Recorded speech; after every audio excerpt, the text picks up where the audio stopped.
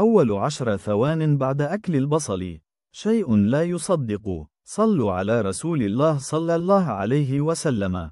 في أول ثوان يدخل البصل معدتك، تبدأ مركبات الكبريت في العمل.